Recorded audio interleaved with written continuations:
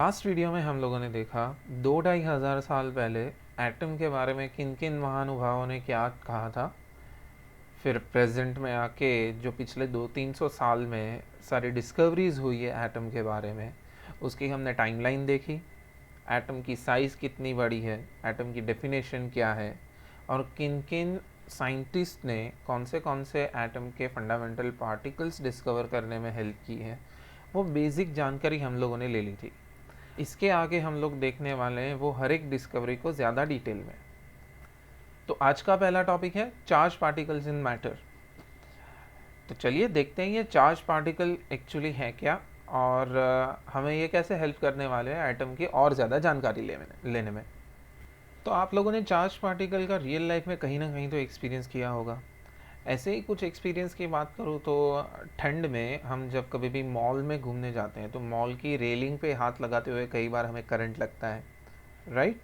या फिर अगर कोई स्पोर्ट्स टी शर्ट हो, वो स्पोर्ट्स टी शर्ट को ठंड के ही मौसम में अगर आप इस तरह से क्रश करेंगे तो आपको छोटे छोटे स्पार्क्स दिखाई देंगे, या तो फिर कंबल के ऊपर छोटे छोटे स्पार्क्स दिखाई देंगे। तो ये सारे चार्जेस की वजह से होने वाले इफ़ेक्ट्स हैं। अब ऐसी ही एक इफ़ेक्ट को हम लोग देखते हैं। एक पर्सन शो किया है जो इस कारपेट पे वॉक करते हुए अपने बॉडी पे चार्जेस एक्यूमुलेट करेगा, और अगर ये डोर नॉब को छूता है तो फिर क्या होगा, वही चीज़ हम लोगों को यहाँ पे देखनी है।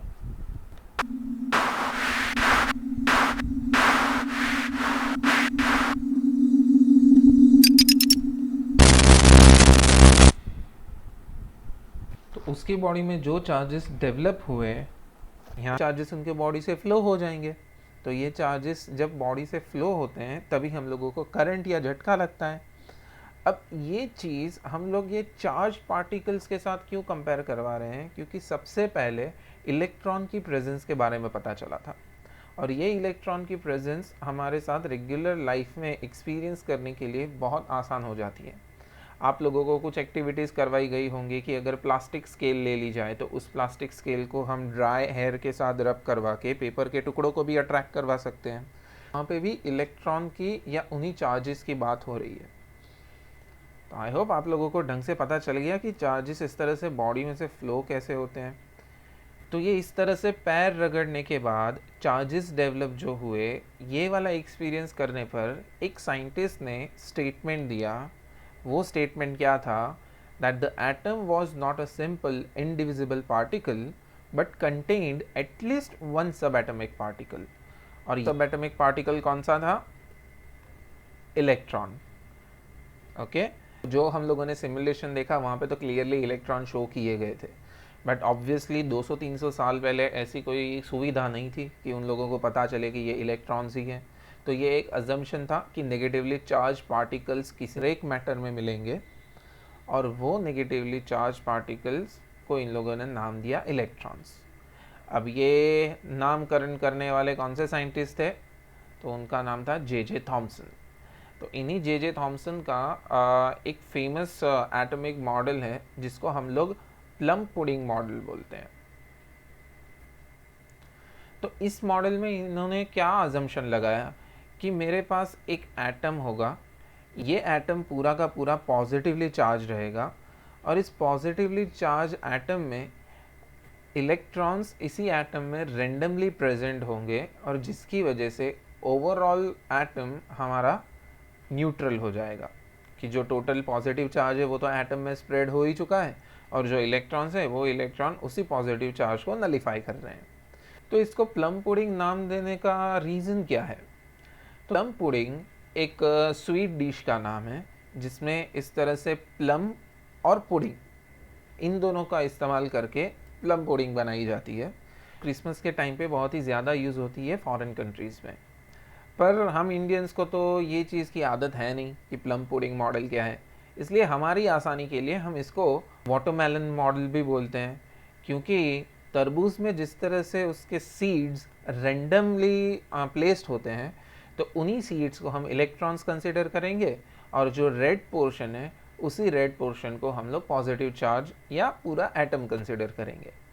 तो जे थॉमसन की जो डिस्कवरी थी एटम के बारे में, या उन्होंने जो एटमिक मॉडल दिया, उसका या तो हम लोग प्लम पुडिंग मॉडल के नाम से जानते हैं या तो फिर वाटरमेलन मॉडल के नाम से जानते हैं। तो यहाँ पे जो डायग्राम दिख रहा है ये हमारा प्लम पुडिंग मॉडल का डायग्राम है। जो ऑरेंज पार्ट दिया है वो उसी ऑरेंज पार्ट को पॉजिटिव चार्ज कंसिडर किया जाता है, और जो बीच में दाने दाने या सीड्स जैसी जो इमेज दिख रही है that is nothing but electron.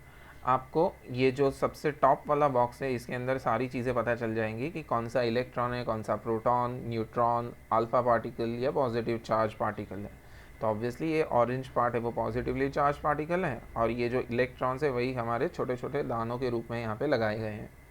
अब यहाँ पे हम करने क्या वाले हैं, तो यहाँ पे हम अल्फ़ा पार्टिकल का बम्बार्डिंग करेंगे। इसकी चलिए ट्रेसेस भी हम लोग देख लेते हैं, मतलब कौन से डायरेक्शन में ये जाएगा वो भी हमें देखना है।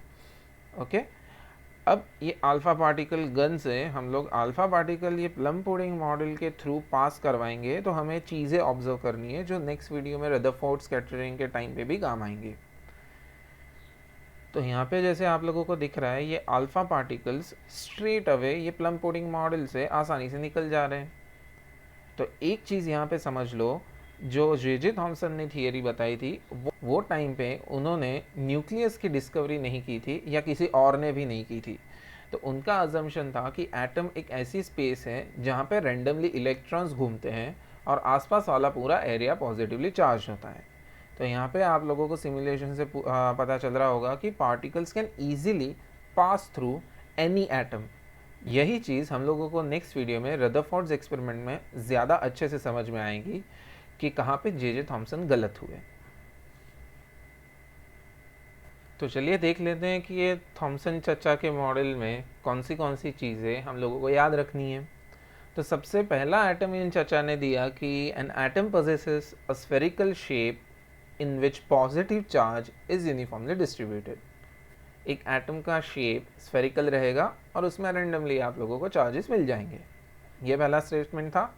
दूसरा स्टेटमेंट क्या था इनका, कि electrons embedded into it so as to give the most stable electrostatic arrangement.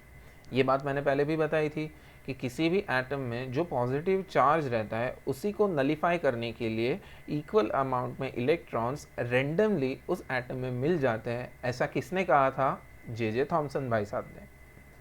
ठीक है, ये दो इम्पॉर्टेंट स्टेटमेंट जे थॉमसन के मॉडल के हम लोगों को याद रखने हैं। इसमें सबसे ज़रूरी बात ध्यान देने वाली कौन सी है कि इनके टाइम पे ना ही न्यूट्रॉन्स की डिस्कवरी हुई थी ना ही प्रोटॉन्स की डिस्कवरी हुई थी, मतलब न्यूक्लियस तो मिला ही नहीं था। उसके बिना उन्होंने ये स्टेटमेंट्स दिए हुए थे। तो नेक्स्ट वीडियो में हम लोग देखेंगे रदरफोर्ड्स गोल्ड फॉइल एक्सपेरिमेंट। अगर आपको वीडियो पसंद आया हो तो उसे लाइक करें, शेयर करें और सब्सक्राइब करें।